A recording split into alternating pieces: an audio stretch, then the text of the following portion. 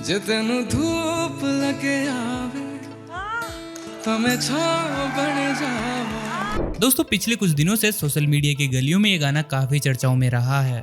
ये गाना गाया था रितु रिबा ने, जिसके बाद वो हर जगह छा गए थे। इनका नाम हर किसी की जुबां पर था, और हो भी क्यों ना। अगर कोई इतना टैलेंटेड हो और उसे बेवजह किसी टीवी शो से निकाल दिया जाए तो लोग आवाज तो उठाएंगे ही। प्यारी मीठी आवाज है। Thank you ma'am. कुछ season I would say you are not prepared, आपको और मेहनत करनी पड़ेगी। I agree entirely. मेहनत थोड़ी बाकी है बेसिकली आपकी, so sorry about that. इनकी आवाज जब सुनेंगे तो आपको लगेगा कि एक अरसे बाद किसी सिंगर की आवाज सुनी है, और लगेगा कि बिना ऑटो ट्यून के भी संगीत हो सकता है। और साथ ही महसूस होगा कि कान फोड़ने के अलावा संगीत कानों को सुकून और मन को शांति भी दे सकता है। लेकिन अब सवाल उठता है कि आखिरकार इतने टैलेंटेड सिंगर को इंडियन आइडल से क्यों निकाल दिया गया। आज जानेंगे इस मुद्दे का पूरा सच। अगर आप रितु रिबा के फैन हैं तो कमेंट करके हमें जरूर बताइए कि क्या उन्हें इंडियन आइडल में फिर से जाना चाहिए। और हाँ, अगर आप इस चैनल पर नए हैं तो चैनल को कर लीजिए सब्सक्राइब और ये बेल आइकन दबाना ना भूलें, ताकि नए आने वाले वीडियोज आपको सबसे पहले मिले। दोस्तों आपको बता दें कि रितु रिबा पासीघाट अरुणाचल प्रदेश के रहने वाले हैं। वो एक सिविल इंजीनियर है। वैसे इंजीनियर्स के बारे में एक लाइन बेहद मशहूर है, कोई इंसान अगर इंजीनियर है तो वो इंजीनियरिंग के अलावा सब कुछ कर सकता है। इसी कहावत को चरितार्थ किया है रितु रिबा ने। रितु रिबा बचपन से ही बेहद अच्छा गाते थे और कंपोजिंग भी बढ़िया कर लेते थे। आज से करीब 8 साल पहले से वो YouTube पर वीडियोस डाल रहे हैं। लोग इनके वीडियोस को काफी ज्यादा पसंद भी करते थे। इसी वजह से कई लोगों ने इनसे कहा कि भाई यार आप इतना अच्छा गाते हो, क्यों ना एक बार रियलिटी शोज में ट्राई करो, वहाँ ऑडिशन क्यों नहीं देते। अगर आप वहां जाओगे तो आपकी एक अलग पहचान बनेगी, पूरा देश तुम्हें सुनेगा और एक ब्रॉड ऑडियंस भी मिलेगी। लेकिन रितु रिबा को सिंगिंग रियलिटी शोज की सच्चाई अच्छे से पता थी कि ये लोग फेक ही होते हैं। इसीलिए अपने भाई रितु रिबा ने कभी इन चीप शोज पर ऑडिशन नहीं दिया।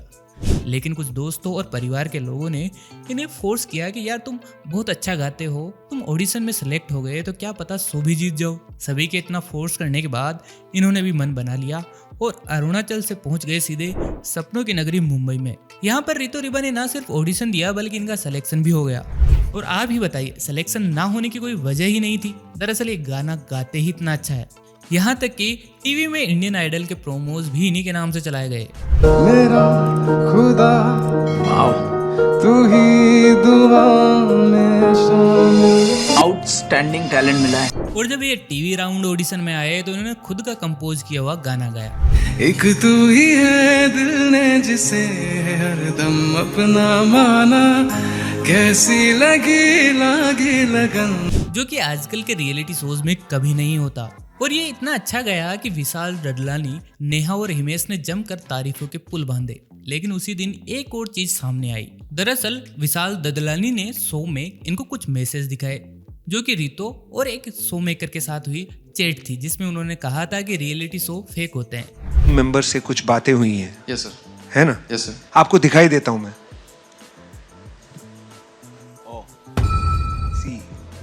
चीप शो कह रहे हैं आप, स्कैम कह रहे हैं। विशाल थोड़ा गुस्सा भी थे और बताया कि ये शो फेक नहीं है। इतना मान लीजिए कि विशाल ने जमकर शो की तारीफों के कसीदे गढ़े थे उस दिन। इस जगह की पाकीज़गी पे सवाल करके ना कोई बड़ा नहीं होता। ओके, इस जगह से कितने सिंगर्स ने अपने करियर कमाए हैं। उन्होंने आगे ये भी कहा कि आप टैलेंटेड हो, इस वजह से सिलेक्शन हुआ। दोस्तों आपको पता नहीं ये सब कैसा लगा होगा, लेकिन मुझे पर्सनली जलील करने जैसा लगा। अगर आपको किसी से दिक्कत है तो इंटरनली मैटर को सोल्व किया जा सकता था। पर्सनल मैसेज ऐसे पूरे देश को दिखाकर आप क्या साबित करना चाहते हो, ये मेरी समझ के बाहर है। ये कुछ वैसा ही था जैसे स्कूल में किसी दूसरी स्कूल की बढ़ाई करने के बाद स्कूल के प्रिंसिपल बच्चे को सबके सामने खड़ा करके लेक्चर झाड़ रहे हो। इसके बाद आया इनका थिएटर ऑडिशन राउंड। इस राउंड की शुरुआत में फिर से इन्हें याद दिलाया गया कि उन्होंने शो की बुराई की है। उसके बाद हिमेश रेशमिया इनसे ऑन द स्पॉट गाने की कंपोजिंग सुनने के मूड में थे और इन्हें टास्क दिया गया नेहा और रोहनप्रीत की लव स्टोरी के बारे में। इन्होंने तुरंत ही खड़े खड़े कंपोजिशन सोची और गाना सुना दिया। एक ब्यूटीफुल रोमांटिक सिचुएशन देता हूँ मैं तुम्हें, नेहू और रोहू की मोहब्बत के ऊपर। सडनली प्यार भरा कोई नगमा, कोई प्यारा। दोस्तों सच बताऊं, अगर मुझे ऐसा टास्क मिला होता तो मुझे नेहा और रोहनप्रीत की लव स्टोरी के बारे में ज्यादा कुछ पता ही नहीं है। हालांकि उन्होंने एक गाना मैंने पायल है छनकाए जैसे मास्टरपीस को बर्बाद किया, उस पर जरूर एक गाना बना सकता था।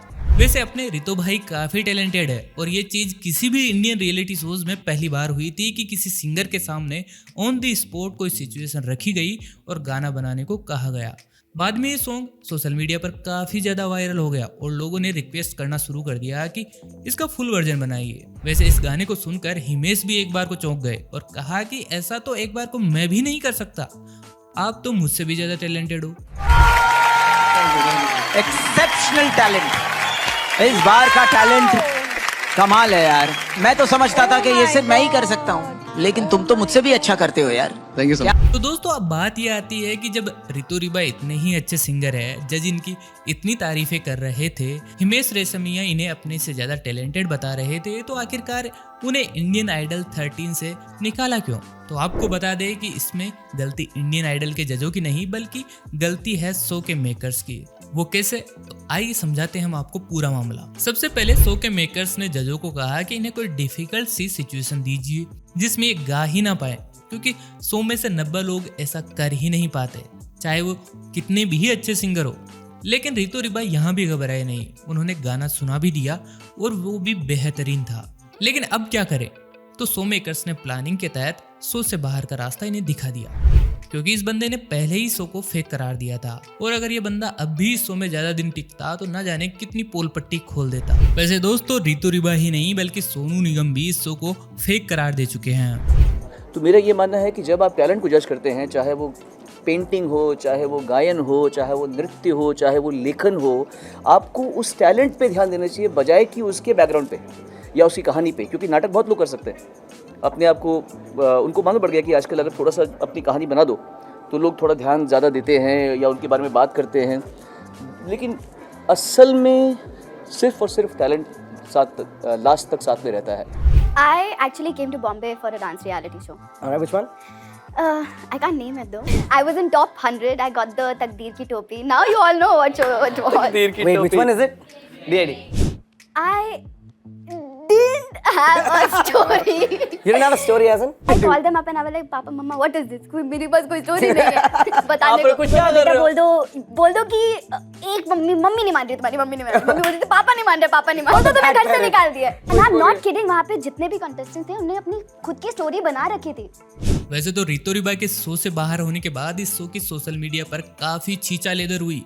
वैसे कई लोग इस शो से मांग कर रहे हैं कि वो रितु रिबा को वापस से शो में ले ले, लेकिन हमें नहीं लगता कि इतनी बेइज्जती के बाद कोई इंसान फिर से इस जगह जाने की सोचेगा। इस सारी कंट्रोवर्सी पर आपका क्या कहना है? कमेंट करके हमें जरूर बताइए। दोस्तों अगर आप ऐसे ही और वीडियोस के लिए हमारे साथ बने रहना चाहते हैं तो चैनल को कर लीजिए सब्सक्राइब। हम जल्द ही मिलेंगे किसी और वीडियो के साथ, तब तक के लिए नमस्कार।